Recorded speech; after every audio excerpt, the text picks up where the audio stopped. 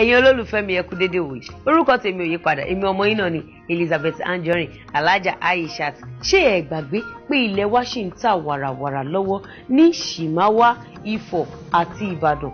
Omi tuntun ti rú o, mo dẹ̀ fẹ́ kí ẹ̀yin ẹja tuntun ẹ bá mi wẹ̀ nínú ẹ̀. Àti ní ilẹ̀ báyìí ní Ìbẹ̀jú Lẹ́kí àti ní Ìkòròdú.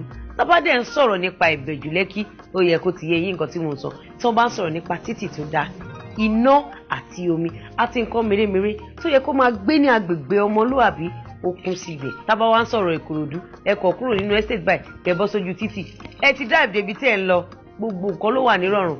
Ẹ mọ̀ pé ẹyẹ méjì ò kì í jàṣà, Orísun estate náà ló ń ṣe alágbàtà gbogbo ẹ̀. Orísun estate wọ́n máa ń báyàn ralẹ̀, bẹ́ẹ̀ ni wọ́n sì máa ń báyàn kọ́lé. Ilé gidi ni o, kò ń ṣe ilé tó máa wọlé láìpẹ́, ìrọ̀rùn ló bá dé o.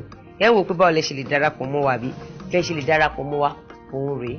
Ní Ifọ̀ àti Ìbàdàn ní báyìí 400,000 naira ní plọ́ọ̀tì ilẹ̀ kan tẹ́ bá sanwó lẹ́ẹ̀kan, tó bá jẹ́ oṣù mẹ́fà lẹ́ẹ̀fi sanwó 500,000 naira pẹ̀lú àsanlé 200,000 naira lẹ́ẹ̀san fún plọ́ọ̀tì ilẹ̀ kan, tó bá jẹ́ oṣù méjìlá ìyẹ ọdún kan lẹ́ẹ̀fi sanwó 600,000 naira pẹ̀lú àsanlé 100,000 naira lẹ́ẹ̀san fún plọ́ọ̀tì ilẹ̀ kan. Ní Shimawa 650,000 naira ní plọ́ọ̀tì ilẹ̀ kan tẹ́ bá sanwó tán lẹ́ẹ̀kan, tó bá jẹ́ oṣù mẹ́fà lẹ́ẹ̀fi sanwó 750,000 naira pẹ̀lú àsanlé 150,000 naira lẹ́ẹ̀san, tó bá jẹ́ oṣù méjìlá àbí ọdún kan lẹ́ẹ̀fi sanwó 850,000 naira pẹ̀lú àsanlé 100,000 naira lẹ́ẹ̀san.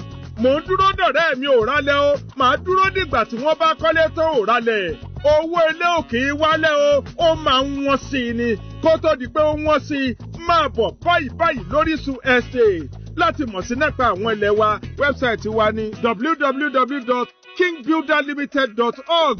King Builder Marketing Management Limited. Wọ́n wà ní nọ́mbà 10 Akérèmí Street, off Ọbáfẹ́mi Awólówó Way, Anífowóṣe, Ìkẹjà, Lagos. Ẹ sì lè pe àwọn nọ́mbà wọ̀nyí: Elizabeth lórí 0803-2202-403, Wálé lórí 0810-164-8821, Níkẹ́ lórí 0706-592-1410.